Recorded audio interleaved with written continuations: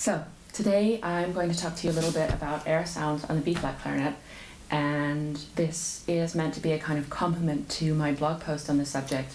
If you haven't checked that out, then it might help to clarify some things. I also include a lot of examples for different clarinets, so you can get a kind of slightly broader scope than this video is going to offer. But I hope the video helps to show sort of concrete comparisons between the different kinds of sounds that are possible. And what I'm going to do is I'm going to go through in 4 different stages, removing a part of the instrument. So we're going to start out with everything with the reed attached.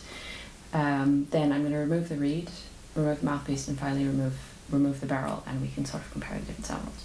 Okay, so with the mouthpiece and reed attached, of course, it's the only possibility for combining pitch material and air sounds. And I think the first thing that it's important to keep in mind is that these sounds are never going to be as loud as what a flute can produce. So if you're writing a piece for clarinet with flute, any kind of chamber music or whatever, do keep in mind that we just can't play that loud when it comes to air sounds. So we're going to start with using the mouthpiece and the reed and different kind of open and closed positions with the mouth. So you'll be able to see that when I choose a very kind of closed, basically normal embouchure,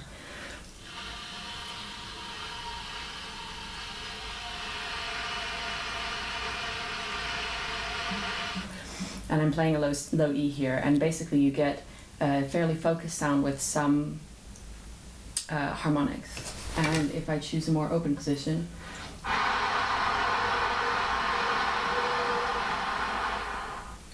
you get a much more sort of hollow sound. And I can kind of move very easily, of course, between the two.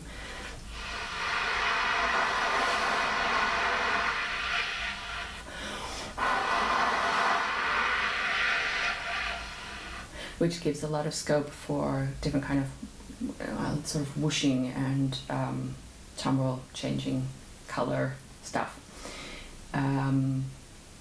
I can also introduce pitch with varying success in different positions. Of course, in a closed position, then it's easiest.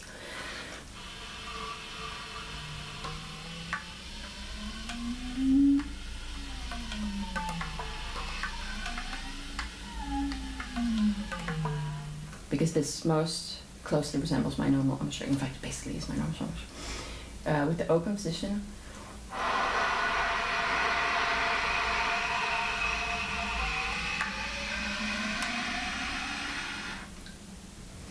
you get a much more kind of washier pitch content. I can also change the quality of air sound by speaking different vowels. So if I go A, E, I, O, U, you get, again on the low E,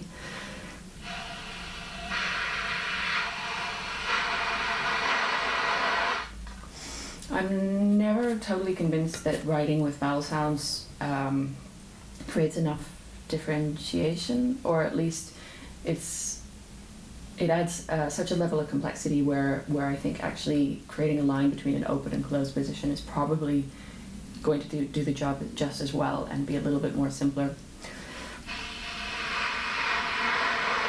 Since moving from A to U is essentially a kind of opening anyway. What else did I want to talk about? Yeah, so if I'm just using air, then what you're going to have going up the octave is there's not that much of a difference between the 2 registers. So if I do a chromatic scale from the low E up to, say, an A,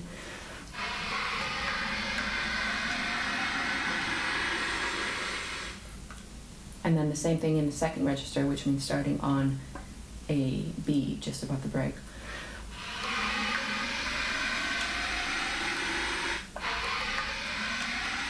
Take it back. That's actually quite different. Scratch that bit. Another nice effect, which I think works even better on the bass and contrabass clarinets, but works nicely here too, is to play, start on a low fundamental, like an E, an F, or an F sharp, and then introduce kind of little harmonic whispers into the sound. And this is basically the same technique as when the clarinetist is playing spectrum multiphonics. You know, these ones that... this kind of thing. But instead we're doing it very, very quietly and with loads of air.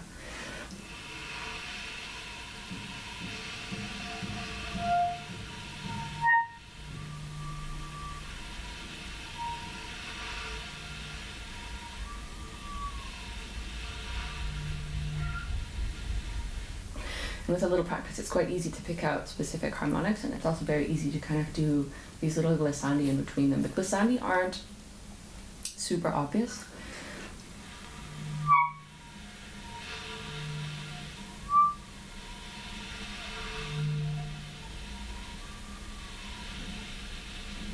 Here they're really just kind of shifting between these different harmonics, whereas when I play a spectrum multiphonic, glissandi are much easier, as follows.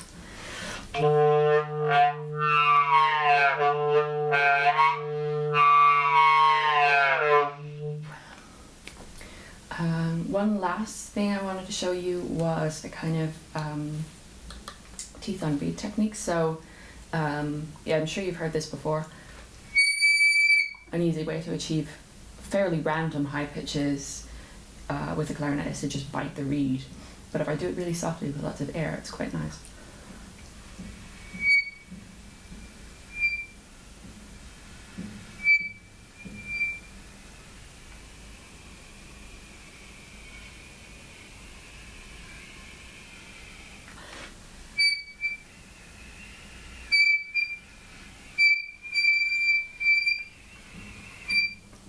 So I don't know if you can tell there, but changing the fingering doesn't change what's happening with the biting of the reed. The only way to change the pitch there is actually to move the teeth kind of up and down a little bit here.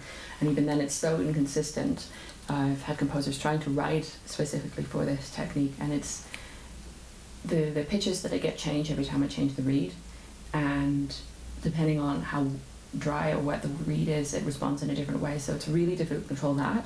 But I can control the pitch of the air sound by doing little chromatic scales here. I think a lot of movement stuff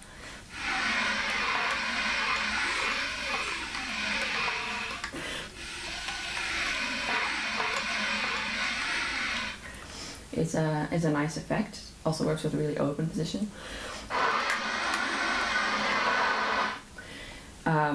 And on the clarinet, you don't get too much key noise. With the bass clarinet and contra, you're mostly going to get key noise when you're doing really fast stuff, fast chromatic or what have you, passages. Of course, you also don't get quite as much volume with this. Okay, I think that's everything that I wanted to say.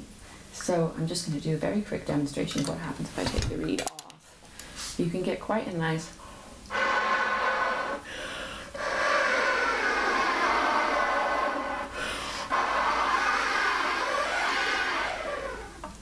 I really like the quality of sound, actually. I think it's quite dramatic. Does take quite a lot of air to do it, so making sure your clarinetist doesn't pass out is something to think about.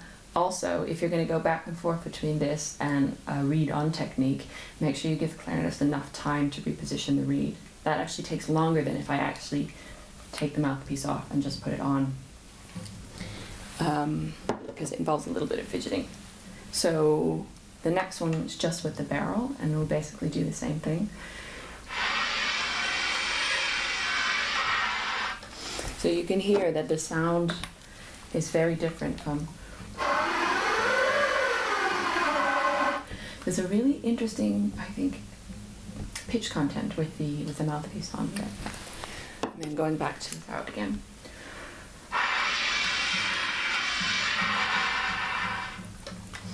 And then you have the last option.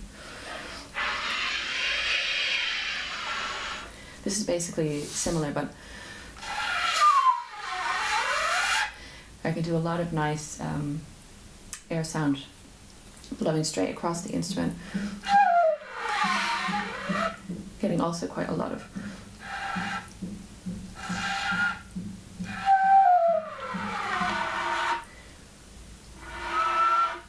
pitched like sort of flute material here. I've been meaning to go do a post just about this for some time now. I'll get to it eventually. But I like quite a lot of